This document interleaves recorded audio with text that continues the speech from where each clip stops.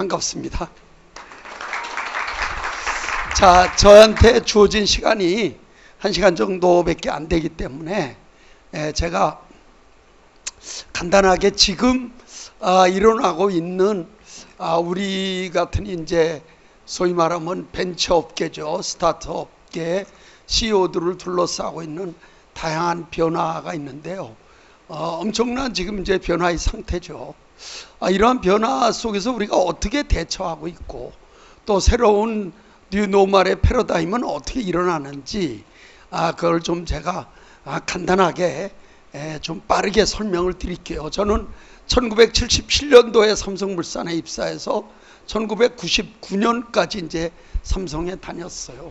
사실 삼성에 오래 다니고 싶었지만 1997년에 IMF라고 하는 IMF가 오면서 이제 삼성을 그만두게 됐어요. 제가 대구에 오면 대구에 여기 이쪽에 사상의 르네시티라고 있는데 그 르네시티 홈플러스 오픈하기 전날 여기 이제 총 점검하러 이승환 대표하고 내려왔다가 회사에서 전화를 받고 이제 빨리 올라오라 해서 올라가면서 이제 IMF 발표가 나고 제 인생도 이제 바뀌기 시작을 했죠. 사실 홈플러스라는 이름도 제가 짓고 만들기도 제가 만들고 기획도 제가 한 거예요. 94년 9월서부터 이마트 하나밖에 없을 때 삼성물산도 유통을 해야 된다. 그래서 이제 처음에 시험적으로 시작해 본 게 삼성프라자 분당점 백화점인데 제가 백화점은 이건 아니다. 하나로 그냥 끝내자. 그리고 이제 할인점으로 들어왔는데 IMF가 오면서 외국 애들이 정말 좋아하는 거는 빨리 팔아라. 이렇게 지시가 내려왔어요. 왜냐하면 외화를 받아야 되니까.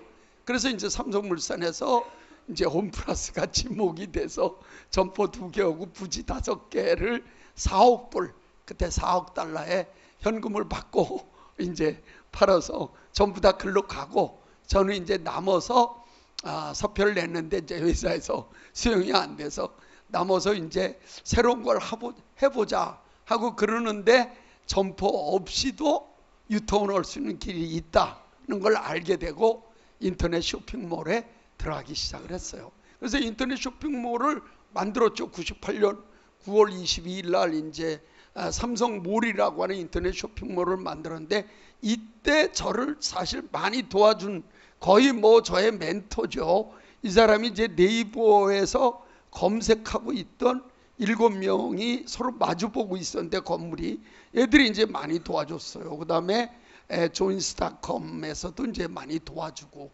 그래서 이제 이때 쇼핑몰이 나오고 그리고 1년 동안 하는데 이 인터넷이라고 하는 가상세계, 이 보이지 않는 세계 이게 참 설득이 어려워요. 이게 위에서 뭐 결제받고 너무너무나 힘든 거예요. 이게. 그래서 여기서 이 대기업에서 이걸 해야 되나? 그러고 있는데 이제 이 사람들이 먼저 이제 그만뒀죠. 그래서 99년 5월 달에 이제 찾아와서 더 이상 여기는 과장, 이제 팀장이 과장이고 저는 이사고 더 이상 이사님을 도와드리기 어려울 것 같습니다. 그래서 이제 이 사람들이 5월 달에 요 7명이 다 나와서 6월 1일 날 이제 회사를 차리게 되고 저도 이거 삼성에서 더 이상 이러면 안 되겠다. 그래서 이제 99년 자본가를 만나서 9월 1일 날 이제 나와서 인터넷 사업을 새로 시작하게 그렇게 돼요. 그래서 요때 만든 회사가 네이버고 요때 만든 게 옥션이에요. 이게 이제 우리나라 검색과 이제 시작이죠. 쇼핑몰의 시작인데 지금 저는 사단법인 도전과 나눔이라고 아침 조찬 포럼을 운영하고 있어요. 5년째 운영하고 있는데 다행히도 우리나라 이제 빅4의 하나로 들어가서 회원은 450명, 참석자는 한 300명 정도 됩니다. 우리 저 역삼역 7번 출구에 GS타워라고 거기에 이제 아모리솔에서 6시 반 정도 되면 300명이 모여서 이제 아침 식사하면서 2분의 이제 강연을 들어요. 근데 그때 이제 많은 스타트업들을 우리가 후원해서 이제 오기도 하고 또 GNG 스쿨이라고 스타트업들을 아주 집중적으로 상원학교처럼 교육도 시켜서 이제 차세대 교육을 시키는데 가끔 질문을 받아요. 그럼 그때 이금영 이사님이죠. 이사님은 삼성물산의 삼성그룹 17기에 삼성물산 기획과장, 조사과장, 비서실 다 거쳐서 정말 뭐 삼성의 임원회, 인터넷 사업부장에 누구도 뭐 나보고 나가라고 얘기한 사람이 없고 그냥 거기서 어떻게 잘 이렇게 성장할 수도 있었고, 또 이때 네이버를 만든 이혜진 의장이죠. 지금 이혜진 과장도 서울공대 컴퓨터공학과 나오고 카이스트 대학원 나오고, 그 당시 이혜진 과장 아버지가 삼성그룹 그 금융부문 대표이사고, 아무도 뭐 이혜진 과장 보고 당신 나가라고 얘기한 사람 없어요. 그럼 왜 이 두 사람은 나왔느냐? 간단한 거죠. 새로운 세계가 보인 거예요. 새로운 세계가. 그러니까 제가 수많은 CEO들, 우리 스타트업들 만날 때 얘기해요. 사업이라고 하는 건 세계가 보여야지 돈을 벌려고 하는 게 아니에요. 돈을 벌려고 하면 그건 장사지. 장사. 사업은 그 세계가 보여야 된단 말이에요. 그래서 그 세계에 내 모든 거를 걸고 거기에 정착하겠다. 그 생각을 가져야 돼요. 거기에 정착하는 동안은요, 업앤다운이 수없이 나옵니다. 수없이 나와요. 저도 뭐 이루 말할 수 없죠. 수없이 나와요. 그렇지만 나는 정착하겠다고 마음 먹기 때문에 그걸 뚫고 나가는 거예요. 저희들이 역사를 공부해 보면요, 역사의 미스터리가 뭐냐면 1492년도에 콜럼버스가 아메리카 대륙을 발견했어요. 그 뒤에 스페인 사람들이 어마어마하게 갔고, 그 뒤에 포르투갈 사람들 갔고, 그 다음에 루이지애나의 프랑스 사람들 갔고, 뉴욕의 네덜란드 사람들이 갔어요. 근데 정작 미국은 영국의 식민지가 됐어요. 이상하지 않아요? 영국 사람이 미국에 제일 먼저 도착한 게 1620년이에요. 1620. 그러면 콜럼버스가 미국 발견하고 130년 뒤에 간 거야, 영국 사람들은. 근데 왜 영국 사람들이 미국을 식민지 13개 주 다 지배하고 1789년 독립전쟁 그건 이제 할 때 다 영국 사람들이 왜 미국에 독립을 했느냐? 간단한 거예요. 스페인, 포르투갈, 프랑스, 네덜란드 사람은 미국에 돈 벌려고 갔고, 영국 사람은 정착하려고 간 거예요. 1620년에 메이플라워에 105명이 타갖고, 원래는 더 밑에 쪽에 가려고 그러는데 폭풍 때문에 보스턴 바로 밑에 도착한 거예요. 그게 영국에서 떠난 그 항구가 폴리머스예요. 그래서 그 이름을 폴리머스라고 지은 거예요. 105명이. 첫 해에 48명 죽었어요. 풍토병 때문에. 그러다가 인디안 추장을 만나서 간신히 당분 나무에서 당분을 습득하면서 이제 미국 시장을 개척한 거죠. 결국은 승부는 정착하려고 하는 사람한테 있다는 거예요. 그러려면 그 정착하려면 그 자기가 정착하고자 하는 그 세계가 보여야 돼요. 그게 안 보이니까 모든 우리 CEO들 중에 많은 사람들이 어떤 걸로 관리하려고 그러냐면 숫자, 실적으로 관리하려고 그래요. 숫자는 계속되지 않아요. 숫자가 어떻게 계속돼요? 숫자가. 자기가 어떻게 숫자를 관리해요? 그건 결과로 나타나는 건데. 그러면 삼성전자가 2018년도에 44조 이익 났어요. 반도체가 44조. 근데 작년에 얼마 적자 났냐? 15조 적자 났어요. 숫자를 어떻게 관리할 거예요? 숫자는 업앤다운이 있을 수밖에 없어요. 그거는 숫자가 중요한 게 아니라 내가 의미 있는, 내가 왜 이 일을 해야 되느냐는 그 세계에 내가 얼마나 정착하느냐 해보니까 이게 중요하더라고요. 박수 한번 주고 가겠습니다. 해보니까. 그러니까 99년서부터 옥션 만들고 지금까지 있는 거예요. 삼성에 22년, 25년, 47년간. 왜? 우리가 삼성에서 뭐 어떻든 뭐 사원에서 임원 됐잖아요, 빨리. 이게 이제 25년간 벤처 스타트업, 벤처가 얼마나 어려워요. 이게 모험이란 뜻인데. 이게 잘 되면은 벤츠 타고 안 되면 벤치로 간다. 우리가 이런 거죠. 이게 그렇지만 그거를 도전하는 사람은 도전이라고 생각 안 하는 거. 왜? 내가 정착해야 되니까. 예를 들면 필그림 이제 메이플라워 타고 간 사람들이 야, 너 여기 괜히 왔어. 이게 뭐야? 그렇게 생각 안 했어요. 어떻게든지 우리는 여기 정착해야 된다. 그러니까 제2의 이제 이주민들이 오면서 동부 13개주가 이제 개척이 되고, 그게 이제 결국 오늘날 미국이 다 영국 사람들로 지배하게 되는 결과가 된 거죠. 인생도 살아보니까 마찬가지예요. 정착하지 못하고 계속 떠돌아다니는 사람이 있어요. 뭔가 계속 떠돌아다녀요. 그거는요, 처음에 볼 땐 약간 달콤한 게 있는 것 같지만 장기적으로 보면 결국은 자기 모든 걸 걸고 정착하는 사람들이 훨씬 더 많은 큰 수확을 얻더라. 그러니까 지금 우리가 대개 연구하는 거는 대개 기업의 기본적인 본질, 기업의 가장 본질은 돈을 버는 게 아니라 정착하는 거다. 정착하는 건 뭐냐? 지속하는 거다. 이렇게 얘기를 해요. 기업은 돈을 벌 수도 있고 안 벌 수도 있어요. 그거는. 근데 망하면 안 돼. 망하면. 그러니까 기업이 지속돼야 된단 말이에요. 근데 이제 여기서 어려운 게 뭐냐면 이 기업은요, 현상 유지가 없어요. 그러니까 인생이라고 하는 거는 현상 유지는 없는 거예요. 왜냐하면 작년에 100억 하고 금년에 100억 했다. 그러면 이게 현상 유지냐? 숫자로 볼 때는 그렇지만, 근데 이 사이에 기술도 오고 경쟁업체도 오고 고객도 다 바뀌는데 현상 유지 그건 없어요. 그냥 그 숫자에, 그냥 허공된 숫자에 그 마술이에요. 그냥 이게 계속 변하잖아요. 그러니까 우리는 결국 기업의 지속이라는 뜻은 결국은 어떠냐? 성장과 쇠퇴, 이 두 가지밖에 없는데 이 쇠퇴는 어떻게 돼요? 급격히 이루어지잖아요. 망하려면 금방 망하잖아요. 그러니까 기업의 입장에서는 이 지속이라는 단어는 어떤 단어하고 똑같다? 성장이라는 단어와 똑같다는 거예요.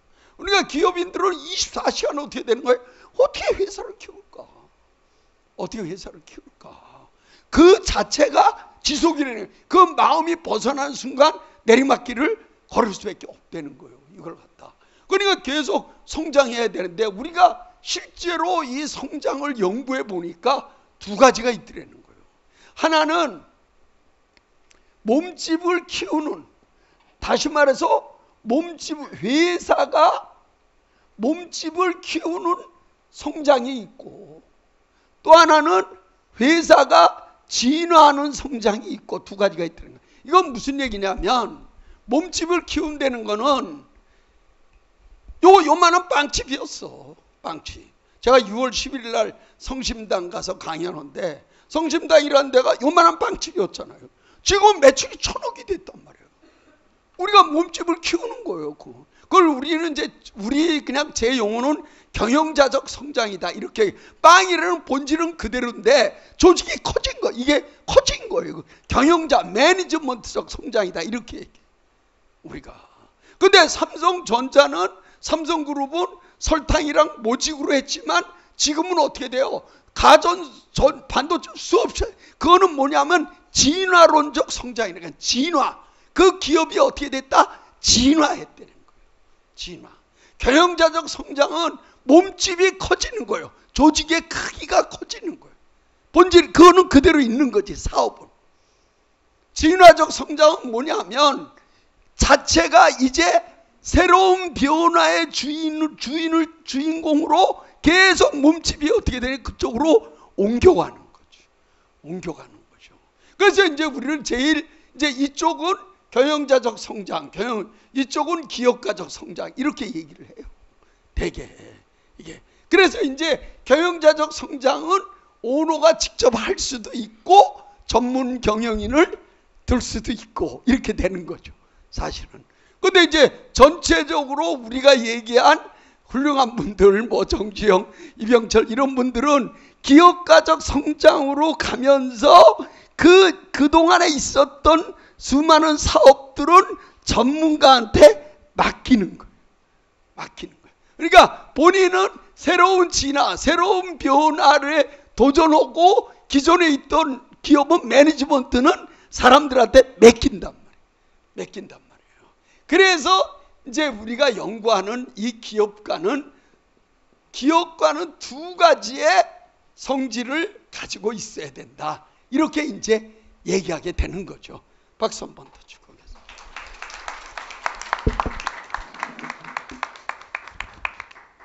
이제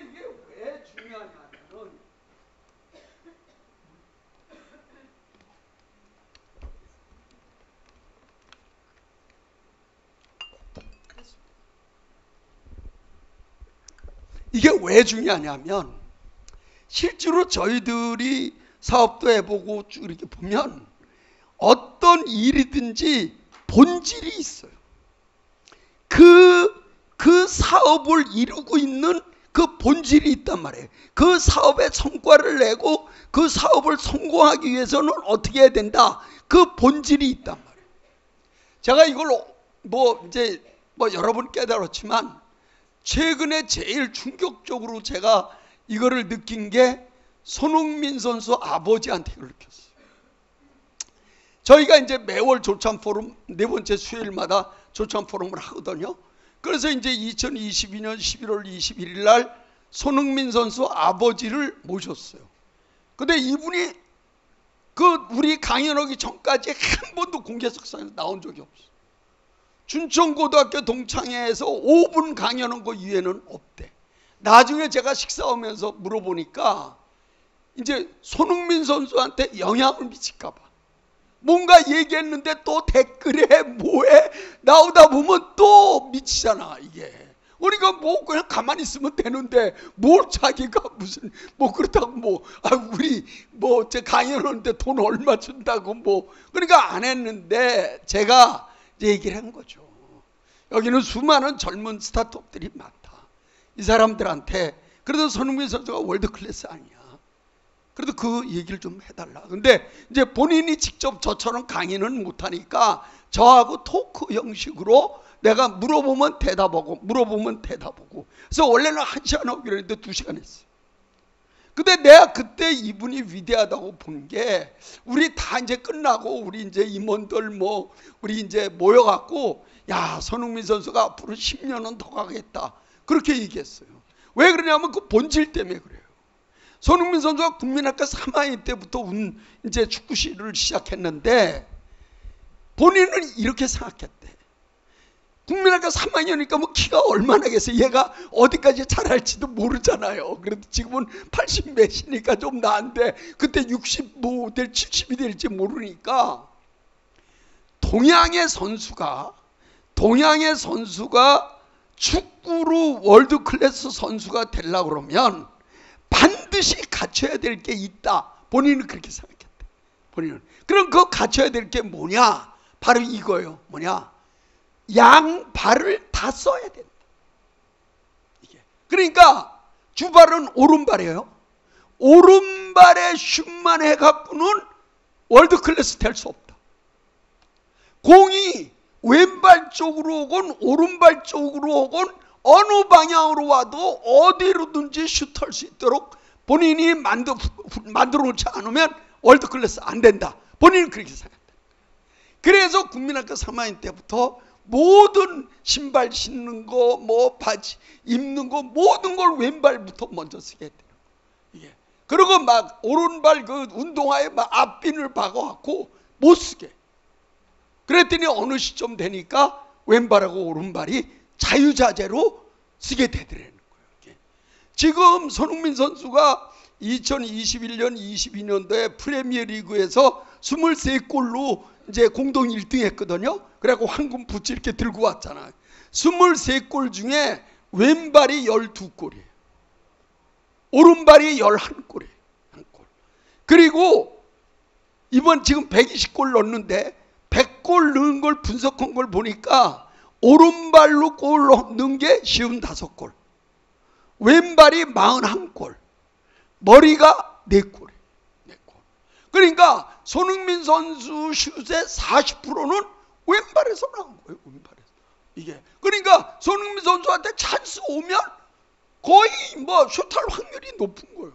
이게 그러니까 그 본질적인 거, 그 본질을 완전히 꿰뚫고 그거를 손흥민 선수가 소화했기 때문에 손흥민 선수가 어떻게 돼요? 월드 클래스 선수가 됐다는 거예요. 그 본질이 뭐냐는 거예요. 반드시 지켜야 되는 거. 그것이 빗나가면 아무리 해도 성과가 잘 나지 않는다는 거예요. 제가 삼성 비서실에 있을 때 이제 옆에가 스포츠단이에요. 제가 경영관리팀에 있었는데 스포츠팀이에요. 걔들이 전부 다 선수 스카우트 오고 계약금 주고 부모들 만나서 사인하는 거 다 거기 있어요. 근데 얘들도 인원이 많지 않으니까 저보고 야 이차장 야 좀 같이 오자. 그래서 제가 좀 해봤어요. 했는데 뭐 농구 조동우 뭐 야구 김태한 뭐 초고교급 선수들 뭐 다 이제 삼성이 계약했는데 내가 그때 느낀 게 있어요. 고등학교 때 초고교급 야구 선수거든요. 근데 프로에 와서 2년 가는 애가 있고 20년 가는 애가 있어요. 고등학교 때 똑같아요. 다 150km 던지고 다 뭐 수비며 타자하는데 어떤 애는 2년 가고 어떤 애는 20년 가더라고요. 그 제가 분석해 보니까 이거예요. 예를 들면 투수인데 얘가 고등학교 이제 갓 졸업했잖아. 이번에도 뭐 한화에 뭐 2명 황준서고 조동욱 걔들 고등학교 갓 졸업한 애들인데 얘들이 이제 고등학교 졸업하고 초교육 이래서 데뷔전을 하잖아요. 근데 타자로 얘가 이대호가 딱 서 있는 거예요. 그러니까 얘들은 고등학교 때 이대호가 우상이잖아요. 말하자면. 그건 딱 들어왔는데 그러니까 못 넣는 거예요. 가운데. 이건 뭐 그냥 눌리는 거죠. 가운데 못 넣는 거예요. 그러니까 어떻게인지 피해서 이게 하려고 내가 있고 어떤 애는 투수의 본질은 뭐냐? 투수의 생명은 스트라이크를 넣는 거다. 나는 맞더라도 스트라이크 넣겠다. 뭐 맞으면 맞는 거고 그건 어쩔 수 없다. 그래갖고 스트라이크에 그냥 넣는 거예요. 그냥 뭐 직구로 넣을 때도 있고 뭐 그 다음에 저기를 커터로 넣을 때도 있고 체인지업으로 넣을 때도 있고 그냥 스트라이크 넣는 거예요. 걔는 20년 가요. 근데 맞으면 어떡하지? 얘는 2년밖에 못 가더라고. 그러니까 감독이 불러서 야 걔가 아무리 잘해도 3할밖에 안 돼. 에? 그럼 10개에서 7개 못 치는 거잖아. 야수들 다 있잖아. 던져. 못 던져. 못 던져. 딱 거기에 벌써 이게 되는 거야. 이게 되는 거야. 이게 야수도요 마찬가지예요. 쇼스탑 더디 이런 사람들 있잖아요. 공이 오잖아요. 김하성이니 이런 뛰어난 애들은요 퍼스트 뛰는 애 안 봐요. 한번 보세요. 수비하는 거 안 봐요. 안 봐. 얘가 세이브냐 아웃이냐 걱정 안 해요. 걱정 안 해요. 걔들은요 딱 치잖아요. 그럼 공만 딱 보고 정확히 포구해서 정확히 던지고 끝이에요. 세이브냐 아웃이냐 그건 심판이 결정하니까 나하고 관련 없어. 그런 애들은 20년 가요. 20년 가요. 우리가 사실은 뭐 우리 저 아메이도 그렇고 저희들 뭐 비즈니스 하는 사람도 만나잖아요. 우리도 얼마나 많이 만나요. 이 만났고 이거 안 되면 어떡하지? 또 정부에다 이거 냈는데 말이야. 이거 우리는 그런 거 많이 내거든요. 떨어지면 그거 안 돼. 우리는 정확하게 사람을 만나서 그 사람한테 프로포즈를 하고 그 사람을 우리 편으로 내 모든 걸 내가 정확히 하면 끝이에요. 그건 그 다음은 그 사람 생각이야. 그거를 미리 걱정한다? 2년밖에 안 가. 근데 걱정 안 하는 애들은 20년 가더라고. 박수 한번 치고 보겠습니다. 그게 그러니까 본질이에요. 이게 본질이 뭐냐 이거예요. 그거를 파악해야 된다는 거예요. 그리고 그거를 절대 잊으면 안 된다는 거예요. 이걸 갖다 제가 이 유명한 선수들을 보면서 그래서 사실은 이 퍼스트에 던지는데 제일 실수 많이 하는 애들이 누군지 알아요? 투수예요. 투수로 공이 가잖아요. 왜? 번트 잘못되거나 50%는 제대로 못 던져요. 왜? 투수는 어떻게 돼요? 공을 봤는데 옆에 뛰는 게 보이잖아, 이게. 그러니까 이거 늦으면 벌써 이 마음이 드는 거야. 왜? 이게 던지는 훈련을 안 했잖아. 그러니까 벌써 저희가 빨리 던져야지. 다 50%가 하이볼이에요. 하이볼. 그거 안 되는 거예요. 그거는 그 뒤에 문제. 그 뒤에 문제. 내가 해야 될 일은 뭐냐? 내가 만나는 고객한테 최선을 다해서 내 설명하고 최선을 다해서 내 하는 걸로 끝나는 거예요. 그 다음에는 그분이 결정하는 거예요. 그건 뭐 억셉도 할 수도 있고 안 할 수도 있고, 그거는 신경 쓰지 마세요.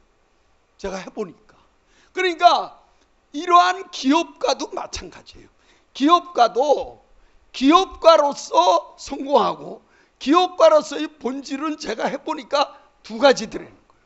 하나가 변화를 제대로 읽을 줄 알아야 돼. 이 변화라는 단어. 그 다음에 이제 두 번째로 사람을 볼 줄 알아야 돼. 사람을 볼 줄 알아야 돼. 이게 아주 핵심이에요. 사람을 볼 줄 알아야 돼. 왜 그러냐면 결국 기업가라고 하는 거는 기존에 하던 일을 맡기고 자기는 새로운 변화 속에서 새로운 도전을 해야 되니까 기존에 하던 일을 맡겨야 될 거 아니야. 누구한테 맡겨야 될 거 아니야. 그 사람을 정확히 봐야 돼. 그거를 갖다. 그래서 이병철 회장님이 1957년부터 1983년까지 26년간 신입사원 면접을 직접 본 거예요. 우리 때도 마찬가지. 직접 보는 거예요. 그래서 제가 비서실 갔는데 거기서 옛날서부터 그 얘기 많았대요. 회장님 건강도 안 좋으신데 그 신입사원 애들 그거는 뭘 면접을 보고 계십니까? 이병철이 딱 얘기했대. 너희들한테 맡기면, 너희들은 대표이사야, 너희들한테 맡기면 임원 정도 될 사람 몇 개 못 뽑는다. 왜? 대표이사가 매일 보는 게 누구야? 임원이잖아. 얘 사장, 상무 뭐 이런 애들이잖아. 내가 봐야 누가 사장감인 줄 알 수 있다. 나는 사장이 필요한 거야. 사장이 필요한 놈은 내가 신입사원 때부터 봐야 돼. 무서운 거예요. 이 무서운 겁니다. 그래서 1987년에 돌아가셨는데 83년까지 신입사원 면접 봤어요. 저희도 마찬가지죠. 그 저희들이 비서실 갈 때 제일 먼저 비서실 이제 우리가 기획과장 뭐 이런 거 다 하니까 비서실 이제 추천 오잖아요. 이제 이금영은 제일 먼저 보는 게 뭐냐면 신입사원 면접 때 이병철이라면 동그라미 쳤냐 안 쳤냐 세 가지거든요. 동그라미 치네. 세모 X 세 개. 세모는 동그라미를 무조건 뽑아야 돼. 이건 뭐 예외가 없어. 세모는 인사팀이 알아서 뽑는 거예요. X는 절대 뽑으면 안 돼. 이게. 그러니까 딱 올라가잖아. 그럼 인사팀에서 이병철 회장님이 동그라미 쳤냐 안 쳤냐 그거부터 봐요. 그거 안 쳤잖아? 못 가. 못 가. 왜냐하면 거긴 뭐 비서실 가면 90%가 다 임원 되니까 못 가. 그만큼 이병철 회장님은 결국은 누구한테 맡기냐? 이게 중요하다고 생각한 거예요. 이게. 그러니까 기업가로서 성공하려면, 기업가로서 큰 자기 나름대로 포부를 하려면 그 어떻게 변화를 읽고 그 변화에 도전하고 내가 새로운 사업을 추진할 때 기존에 있는 이 중요한 사업들을 누구한테 맡기냐. 그게 핵심이 되는 거예요. 보니까. 박수 한 번 더 주고 갑시다.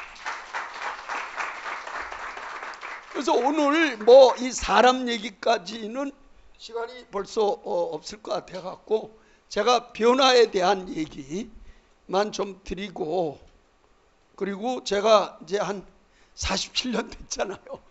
김영석 교수님이 뭐 매일 100세를 살아보니 그렇게 얘기해요. 저도 직장생활 사업을 47년을 해보고 매년 200명이 넘는 스타트업 애들을 키우다 보니까 저 나름대로 야 이게 이거구나 하고 느낀 거를 좀 몇 가지 말씀드리고 오늘 강의를 마칠까 합니다. 지금 일어나고 있는 변화는, 우리 기업을 둘러싼 변화는 크게 네 가지로 일어나고 있어요.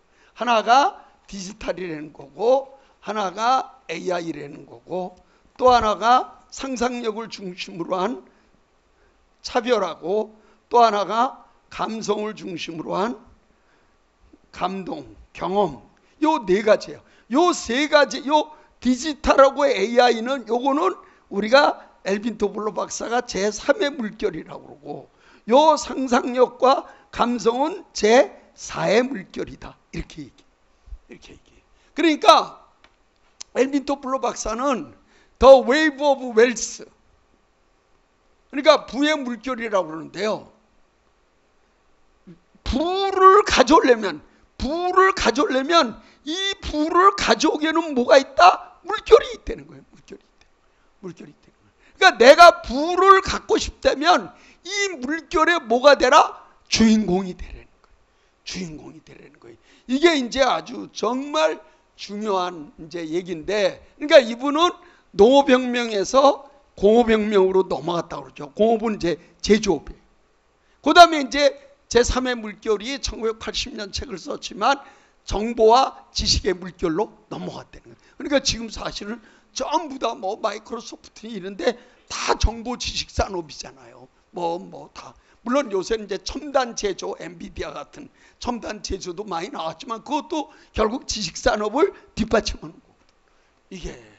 그래서 지금은 요 디지털하고 AI 요 두 군데인데, 디지털은 간단히 얘기하면 소프트웨어, 그 다음에 PC 인터넷, 그 다음에 모바일, 그 다음에 지금 블록체인으로 되는 웹3 3.0, 메타버스, 요걸 이제 우리가 디지털이라고 그래요. 그러니까 지금 기업들은요, 이거랑 친해야 돼.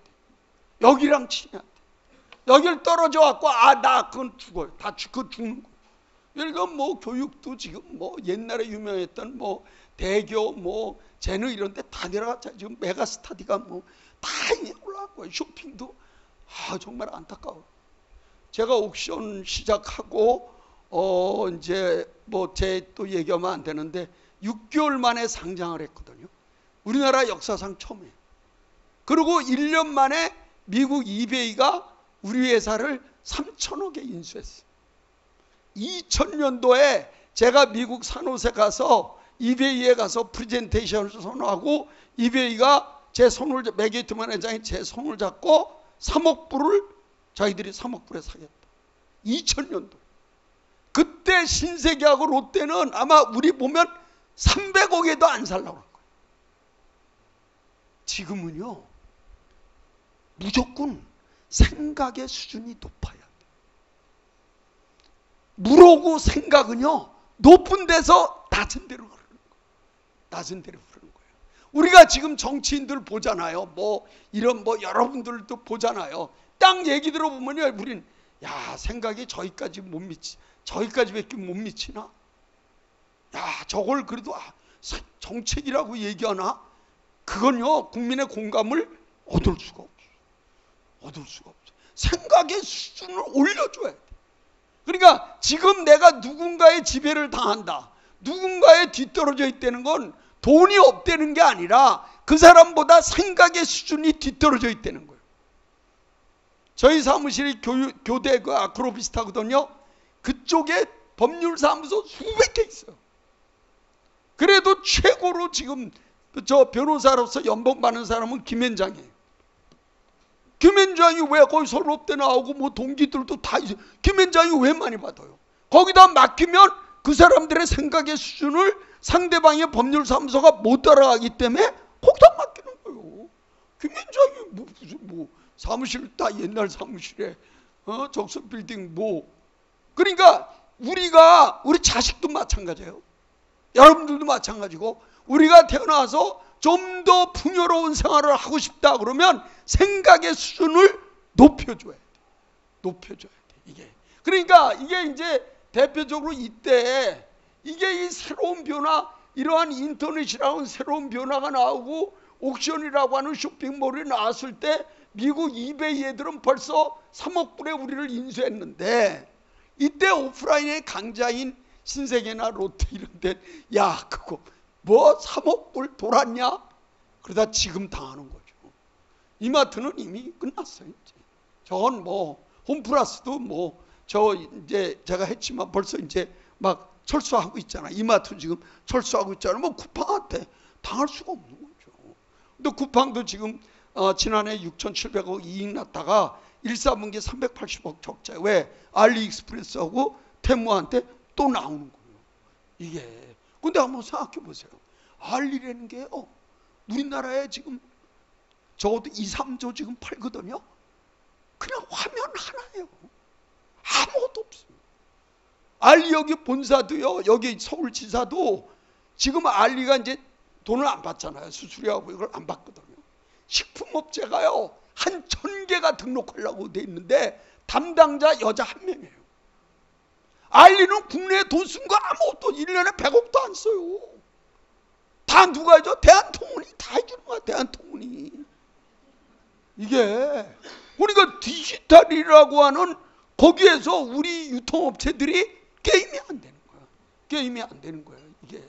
그러니까 이 새로운 변화 속에, 그래서 사실은 이 변화에서 사실 최고의 승자는 이건희 회장이죠. 스마트폰이 나올 때 어떻게 했어요? 빨리 들어갔죠. 최고의 패자는 LG죠. 늦게 들어갔어요. 지금 뭐 스마트폰이 저게 삼성이 그때 그 2010년도에 안 들어갔으면 2009년 11월 1일 날인데요. 그때 안 들어갔으면 6개월 만에 나온 거 아니에요. 그래서 갤럭시가 지금도 나오고 그 휴대폰을 스마트폰 하는 바람에 삼성 인지도가 어마어마하게 올라가고요. 지금 삼성 모르는 전 세계 5위예요, 5위.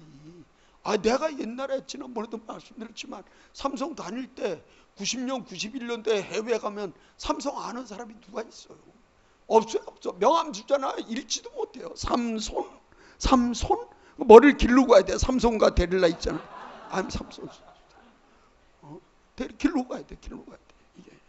지금은 뭐 최고죠. 그러니까 그런 전략적 변곡점이 이제 이런 변화의 변곡점에서 이게 신호냐 소음이냐 그거를 판단해야 돼요.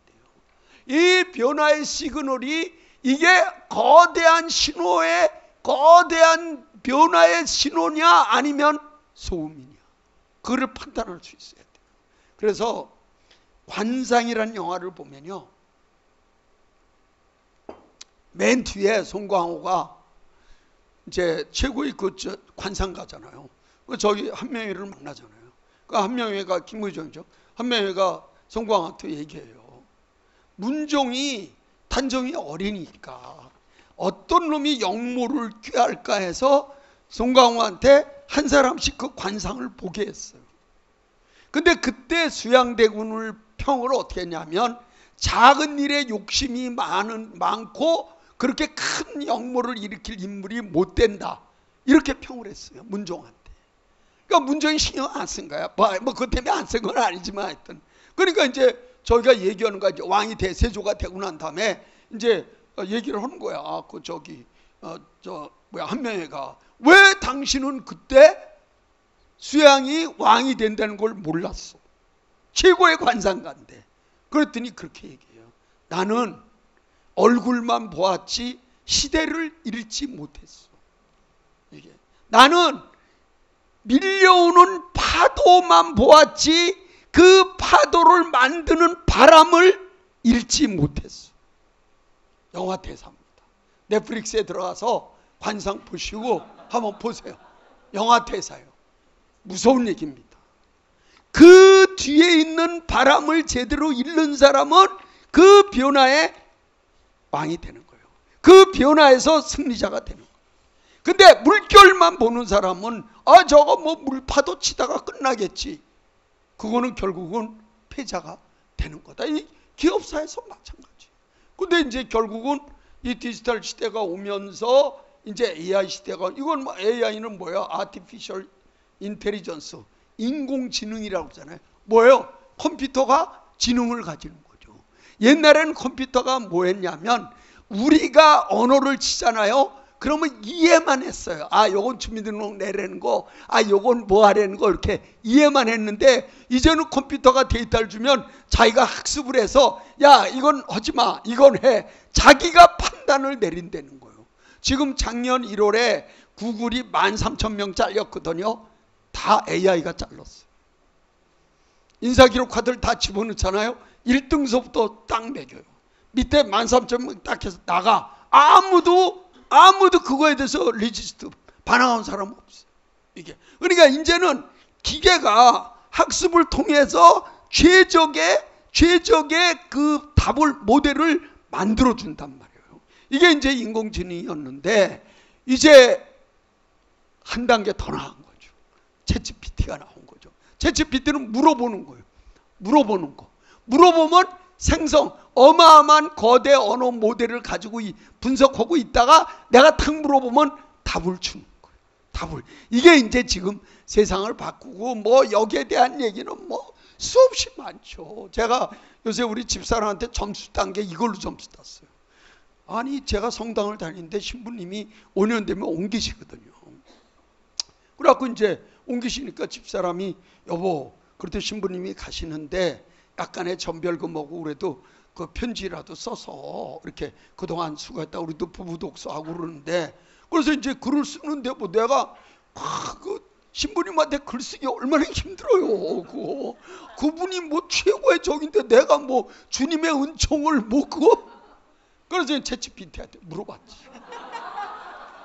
야 이렇게 5년 계시다가 이분이 특히 교리에 밝은 분이고 근데 이제 전별 가시는 편지를 쓰는데 어떻게 하면 좋겠냐 그 좀 해달라 그랬더니 1, 2, 3, 4, 5 딱 5개를 주더라고 이게. 근데 그 중에 2개는 진짜 괜찮더라고 이게. 그래서 그걸 해갖고 이제 편지를 쫙 근사하게 쓰어갖고 이제 약간의 전별금하고 해서 이제 봉투를 만들어갖고 드리려고 했더니 집사람이 뭐라고 썼어? 그러더라고. 그래서 아이 그냥 뭐 보지 말고 그냥 해. 뭐 내가 뭐 그랬더니 아 그래도 뭐 보고 드려야지. 잘못 쓰면 딱 보더니 놀라는 거야. 아니 어떻게 이렇게 결혼 잘했네? 챗GPT가 써준 거야. 그러니까 지금 여러분들도 지금 이제 한 3만 원 25불이죠. 3만 원, 월 이제 3만 원인데 이제 아마 아드님이 쓰실 수도 있어요. 근데 많이 쓰는 사람은요 하루에 100번씩 물어봐요. 계속. 그러니까 지금은 어떻게 물어보냐가 중요해. 어떻게 물어보냐가. 거기에다가 답이 달라. 그래서 사실은 지금은 암기 교육은 의미가 없어. 그냥 누르면 다 나오잖아 이게. 그래서 이제 우리가 이 디지털과 AI 시대를 이제 기업들은 이제 이거를 굉장히 아주 이제 중시하고 있는 거죠. 또 하나의 지금 이제 큰 변화는 막 이러한 알고리즘을 중심으로 이제 세계가 이제 제3의 물결이 벌어졌는데 이제 또 하나의 큰 물결은 본래의 인간의 모습을 찾자는 큰 변화의 물결이 나타나고 있어요. 그래서 2가지인데 하나는 인간은 기본적으로 인간이 만물의 영장인 건 뭐냐? 상상력이라는 거죠. 상상력이 있기 때문에 오늘날의 인간이 존재하게 됐다. 뭐 우리가 얘기한 뭐 천사다, 천당이다, 뭐다, 법이다. 이게 다 상상력의 가상의 그 산물이잖아요. 그거 뭐 실제로 잡히는 게 아니잖아요. 그래서 이 상상력이 이게 이제 밑으로 내려오면 이게 이제 아이디어가 돼요. 그래서 이제 스타트업을 중심으로 지금은 이 아이디어를 어떻게 내느냐. 이게 지금 완전히 지금 아주 모든 게 여기에 달려 있어요. 기업의 차별화가 여기에 달려 있어요. 왜냐하면 이 아이디어가 나와야 여기서 뭐가 나오냐면 이노베이션이 나오고 그 다음에 인벤션이 나와요. 자, 이건 뭐냐면 이노베이션이라는 거는 기존에 존재하는데 고객이 페인포인트, 불편하게 느끼는 거예요. 불편하게. 그거를 어떻게 되는 거예요? 새로운 아이디어와 새로운 기술로 그걸 어떻게 되는 거예요? 개혁시키는 거예요. 그걸 우리가 이노베이션이다. 이렇게. 예를 들면 저기 마켓컬리 같은 경우 둘 다 컨설턴트니까 늦게 들어가서 뭐 하는데 아침 먹으려니까 아침에 슈퍼도 안 열고 야 새벽 배송으로 해서 11시까지만 주문하면 6시에 앞에 갖다 놓게 하자. 그게 마켓컬리예요. 간편송금, 토스. 옛날엔 송금 한 번은 공인인증서에 뭐에 야 이렇게 불편하냐. 공인인증서 없이 해주자. 간편송금. 그러니까 기존에 있는 다양한 여러 가지 불편한 점을 새로운 기술과 새로운 아이디어로 혁신시키는 거. 그거를 우리가 이노베이션이라고 얘기해요. 이노베이션. 인벤션은 뭐냐면 그동안 우리가 존재하지 않았어. 이런 거는 존재하지 않았어. 근데 이런 상상력으로 새로운 걸 만들어서 시장에 갖다 주는 거, 이거는 인벤션이라고 그래. 예를 들면 스마트폰, 아이패드, 골프존 뭐 이런 거 다 그거죠. 다 그거죠. 어떻게 보면 우리 아메이의 이런 방식도 인벤션이죠. 그동안은 존재하지 않았어. 옛날에 다 상점과 이쪽에서 물건을 샀는데 그러지 말고 좋은 선한 사람들끼리의 인간관계로 이런 새로운 유통구조를 만들자. 인벤션. 이 두 가지밖에 없어요. 사업은 이 두 가지예요.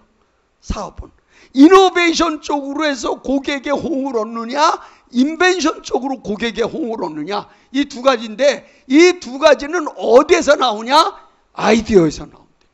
아이디어에서. 그래서 이제 기업마다 혈안이 돼 있어요. 이게 제가 삼성 다닐 때 우리가 종합상사잖아요.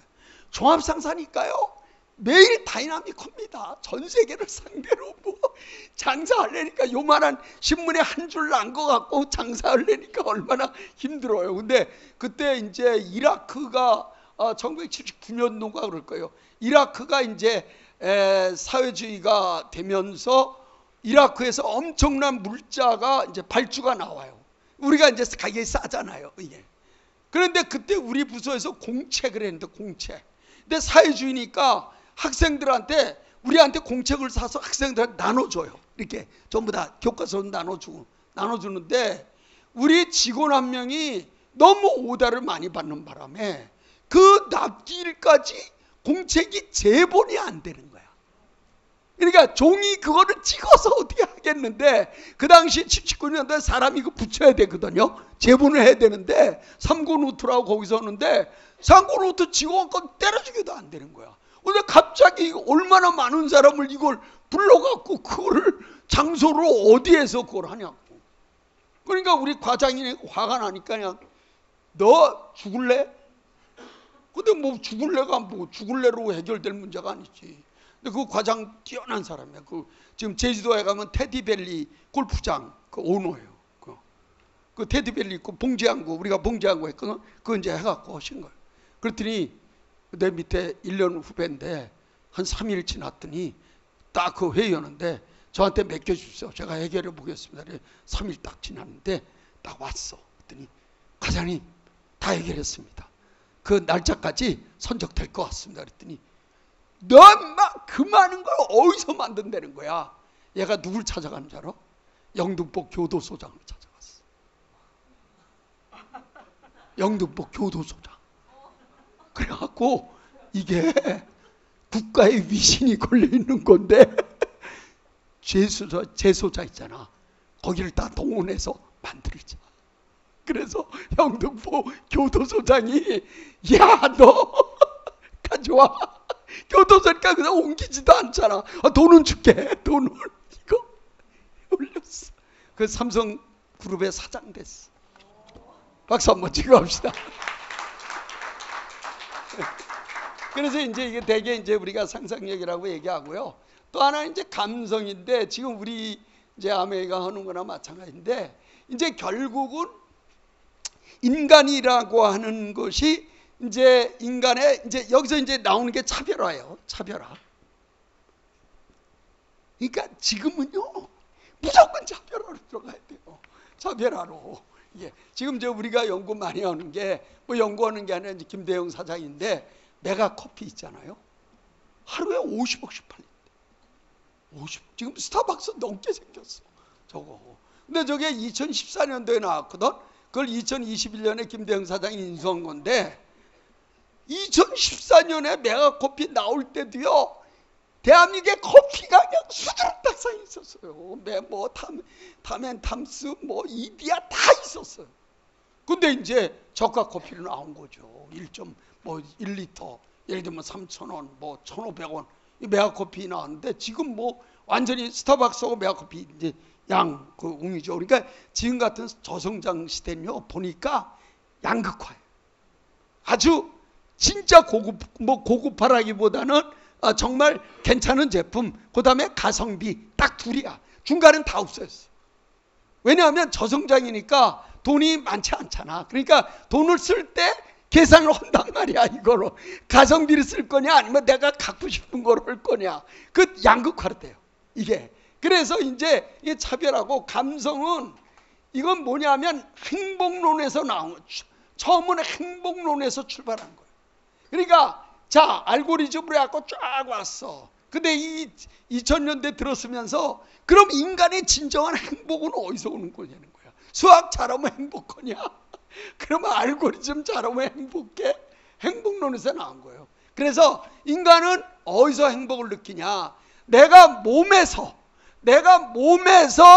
경험해야 진정한 행복이다, 이렇게 생각하는 거예요. 그러니까 내가 맛있는 음식을 먹는다, 또 좋은 약을 먹어서 건강해진다, 아니면 정말 디자인이 좋은 그런 어떤 제품을 내가 산다, 또는 여행을 하면서 내가 부럽다, 내가 몸에서 경험을 해야 진정한 행복이다, 이렇게 나오기 시작한 거예요. 그게 이제 감성인데, 그래서 여기서는 인간의 뭐가 중요하냐면 몸의 신체와 인간의 경험이 중요해요. 이 경험은 오감에 의해서 되는 거죠. 시각, 촉각, 오감에 의해서 되는 거예요.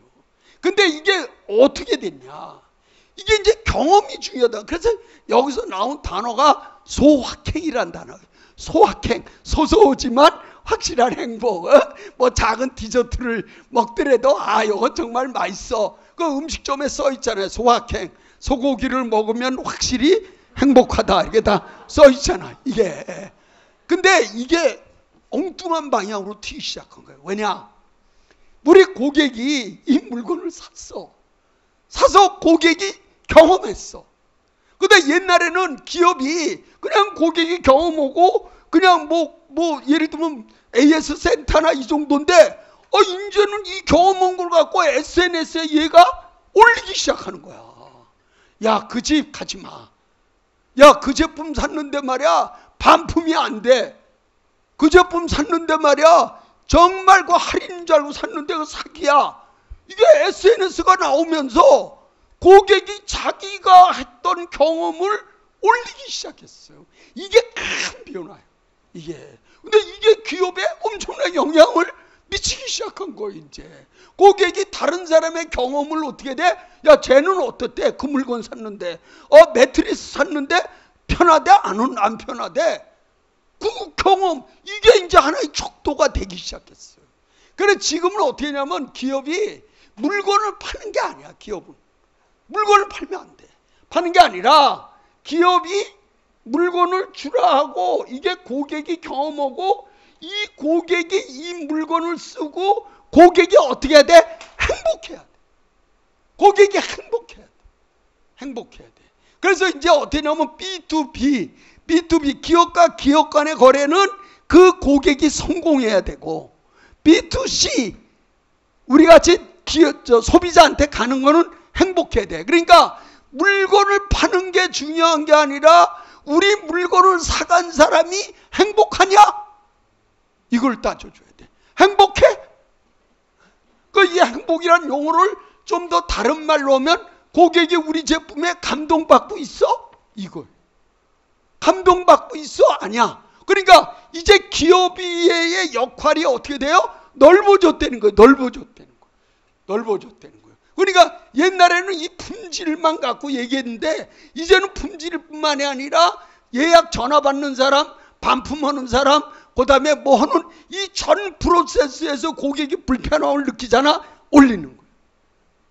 그거는 제품하고 관련 없는데도. 그거 다 프로세스니까.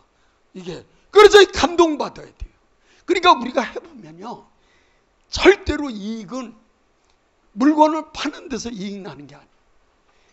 이익은 제가 해보니까 이익이 난다. 내가 어느 정도 이익이 난다 그러면 일단 내 물건을 산 고객이 계속 리텐션을 해야 돼.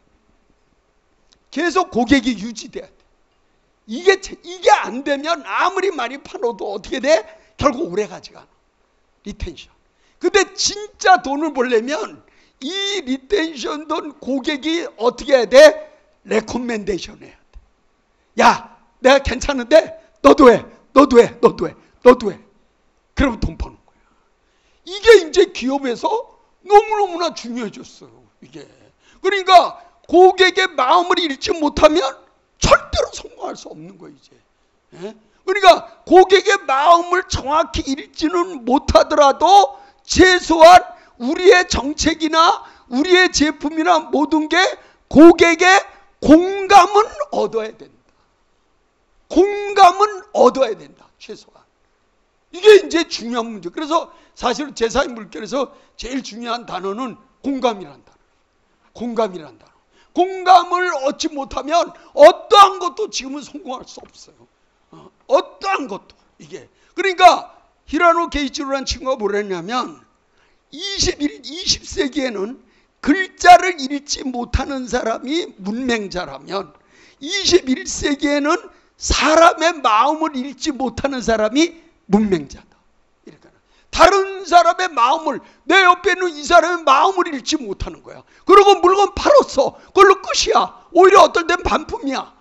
내가 팔았는데 그 사람이 너무 행복해. 너무 야, 너 정말 이런 제품 감동이야. 그 또 해. 그럼 이거 돈 버는 거야. 버는 거야.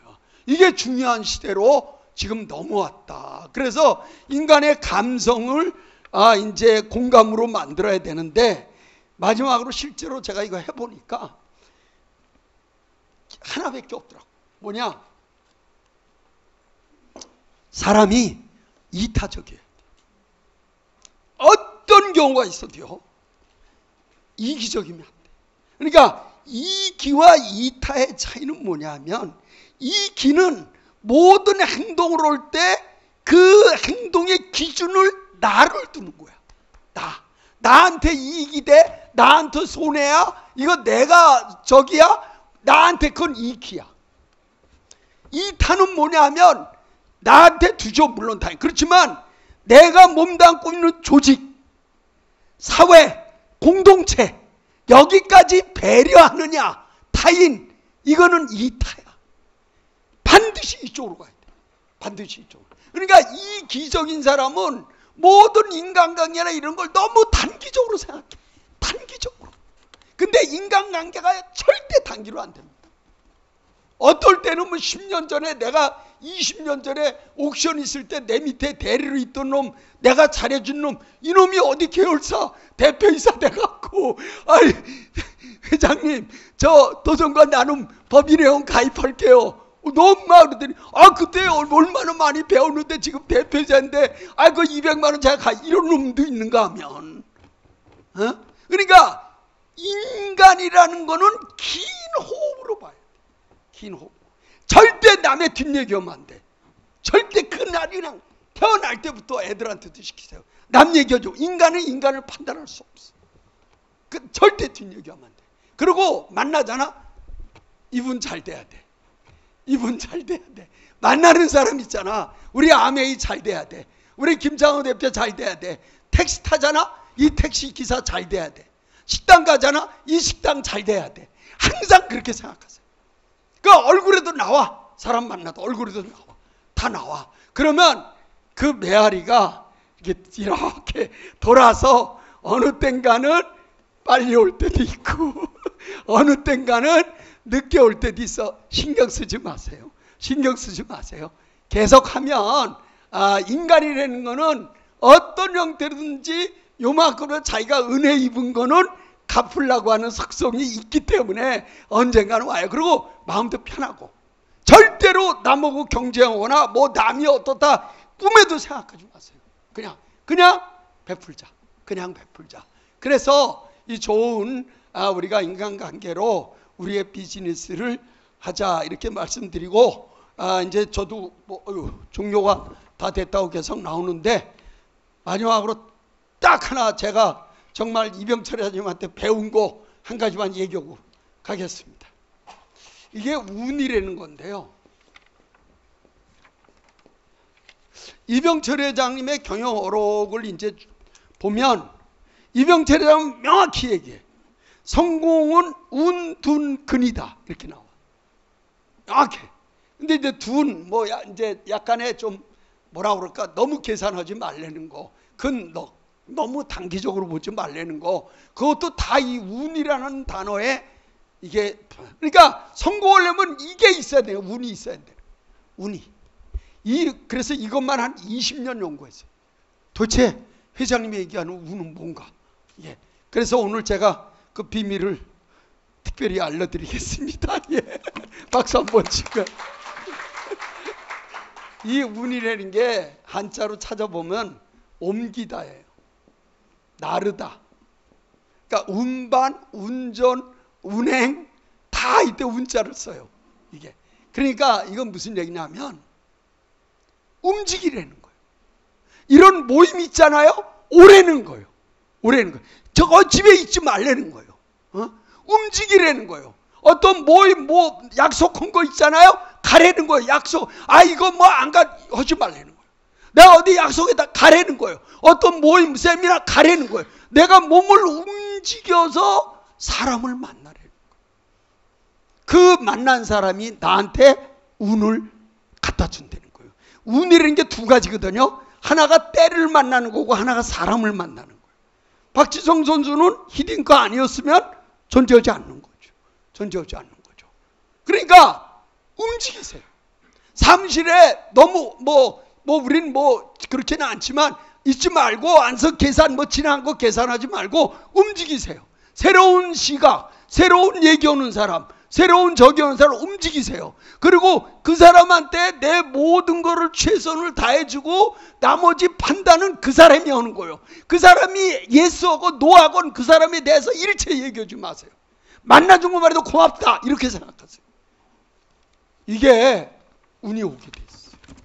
또 하나 운은 뭐냐면 생각을 옮기려는 거예요. 고정관념을 갖지 말라는 거예요. 새로운 변화에는 변화의 생각을 가지는 거예요. 고정관념 가진 사람을 제가 얼마나 연구했겠어요. 개를 키우는 사람이 많아요. 개 키운다. 무조건 고정관념이 있다고 봐야 돼요. 집에서 키우는 개가 아니라 머리에. 선입견이라고 알아요? 선입견. 편견. 이 두 마리 개가 새로운 게 오잖아요. 와와예요. 옛날에 성공한 거 옛날에 다 잊어버리세요. 기업은 미래예요. 미래. 다 잊어버리세요.